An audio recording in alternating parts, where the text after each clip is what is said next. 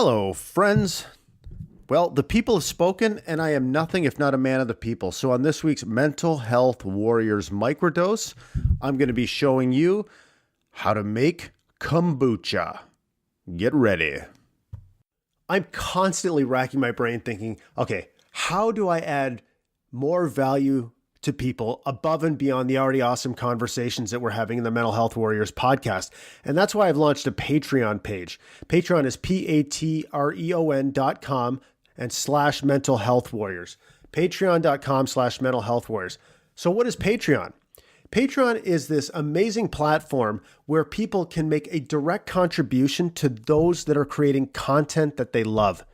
And I know you love the Mental Health Warriors podcast because you're listening to it and you're spreading the word. But I also know that you support the Mental Health Warriors mission, which is to assemble the most diverse and complete set of perspectives on emotional and mental healing and well-being anywhere on the internet, period. And I will not stop until we accomplish that goal together. But starting and running a movement or building a movement and running a podcast is not free and it's not cheap.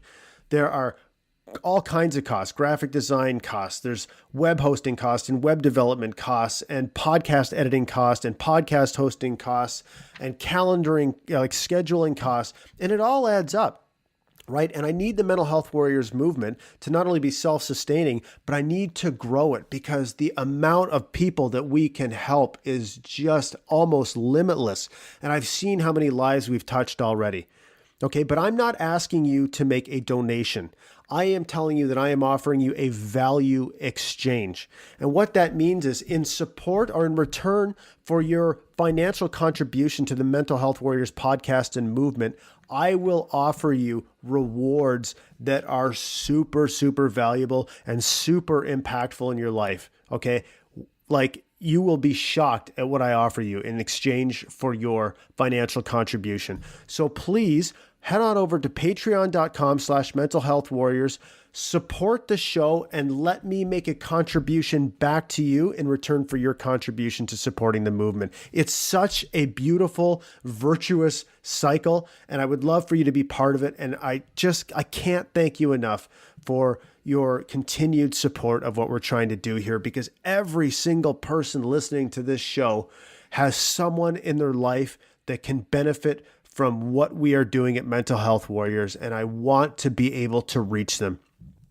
And if you want to also support the show, please head on over to iTunes and leave us a review and a rating, because that helps us get surface higher in the search results. It helps more people reach our podcast. It literally takes you 2 minutes to do that, and it will help us spread our message. Thank you so much for your support. Thank you for listening, and thank you for helping me make a difference in people's lives. If you're a high performer who craves deeper human connection, and you want to develop powerful relationships to help you achieve personal and professional excellence, and you're sick and tired of feeling isolated and alone, then my new coaching program, Serving Powerfully, is for you. I will show you how to become more open and more powerful so you can create those human connections that allow you to see, execute on, and realize an entirely different caliber of opportunities. You will walk out of our time together with a vastly increased ability to serve other people more powerfully. It's amazing how far you can go when someone believes in you. So if this sounds like you, please, let's set up a time to have a powerful conversation. Email me at jason@servingpowerfully.com and let's get started. Warriors are not born. Warriors are forged in the crucible of adversity. Warriors without fear are warriors without courage. We are men, destroying stigma and stereotypes. We are a band of brothers, because in brotherhood there is strength. Our weapons are strength, empathy, and honesty. We are Mental Health Warriors, and this is our voice.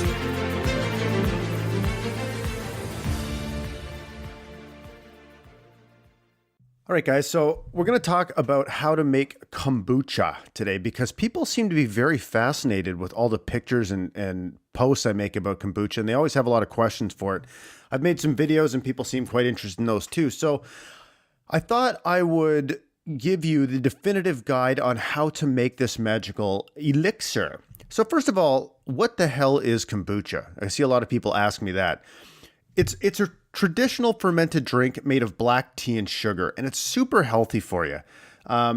So it's a sweetened tea, and it's fermented with a SCOBY, which is, and I didn't actually know what a SCOBY stood for until today, but it's a symbiotic colony of bacteria and yeast, which sounds sick and it looks sick, but that is where the magic happens. So the reason I want to talk about this on the Mental Health Warriors podcast is because kombucha, being fermented, contains all types of great bacteria for your gut.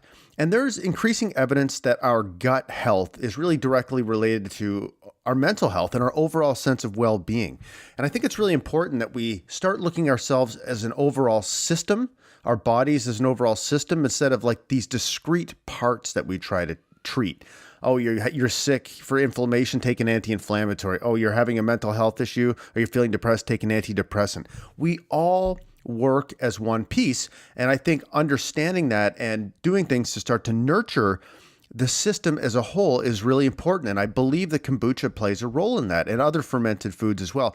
And I'm lining up some guests right now to come on the podcast and talk about gut health, healthy gut microbiome, and mental health. But in the meantime, in order to support that idea, we're going to talk about how to make kombucha. So people have seen kombucha, I'm sure, in the stores, and it's quite expensive, right? Like a 500 milliliter bottle is usually like $4 to $5. And I used to buy it all the time.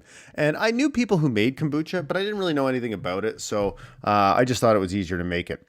And man, it is so simple to make. So the first thing that happened for me is a good buddy of mine, a guy that was in a mastermind I did, sent me, we talked about kombucha and how much I loved it. And he sent me the Big Book of Kombucha. And you can check the show notes page for the link. But that really helped me understand it in a very simple way. And so what ended up happening was my wife got a SCOBY from a friend. Now, there's different places you can get, ways you can get a SCOBY.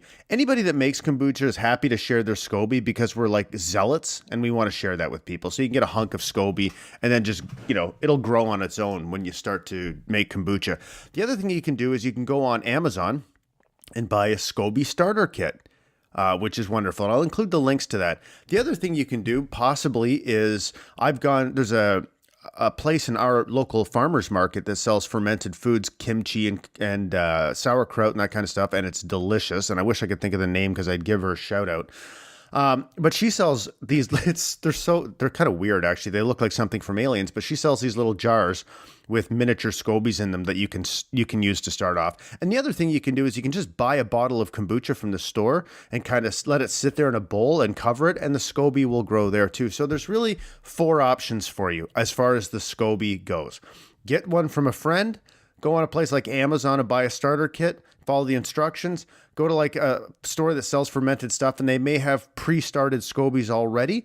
And the last thing is to just buy a bottle of kombucha, pour it into a bowl and cover it and let it sit there on its own. Okay, so that's how you get the SCOBY started. And the SCOBY's where all the magic happens, right? Because the idea with kombucha is the SCOBY, the symbiotic colony of bacteria and yeast, is this big, disgusting looking disc that sits on top of your sweetened tea and actually consumes the sugar and, like, during the whole fermentation process, produces all the great bacteria and makes it carbonated as well. So I'm going to walk you through the whole freaking process and you'll be shocked at how simple it is. Okay, so got your SCOBY, say.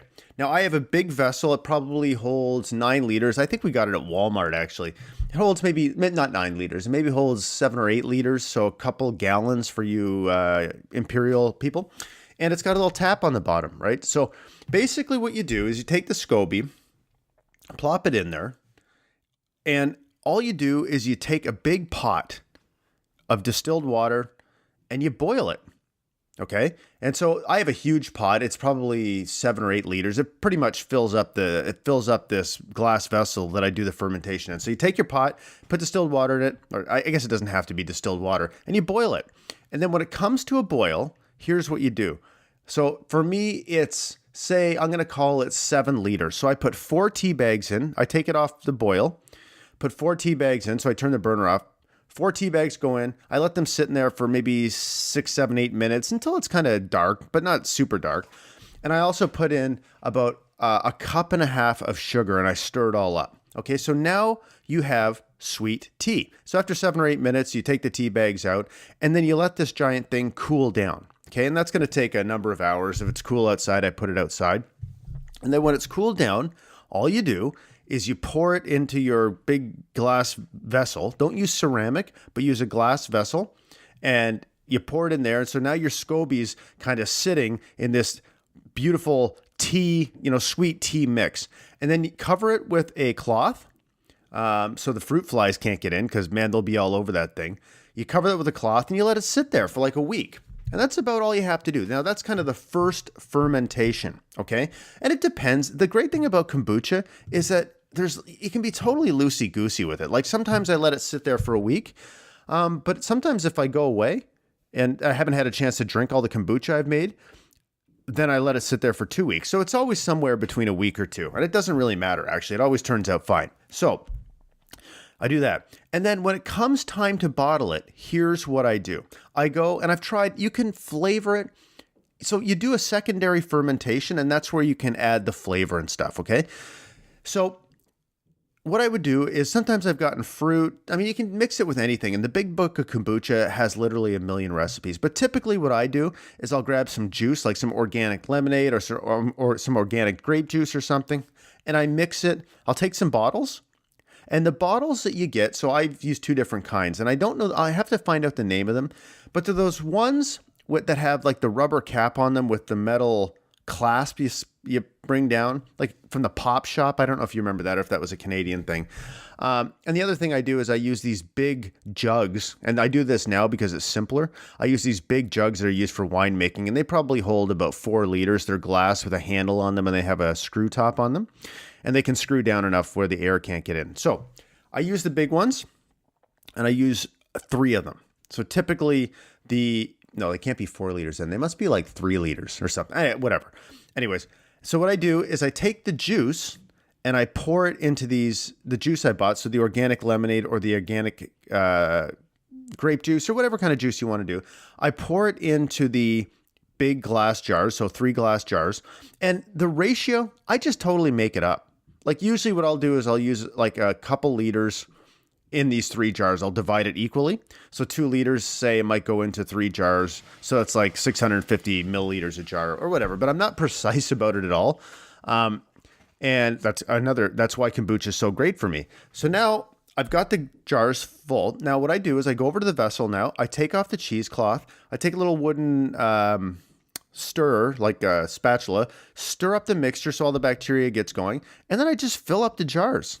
So they've got about 650 milliliters of juice in them. I top them off with the fermented tea mixture, cap them, and that's it. That is literally all you need to do.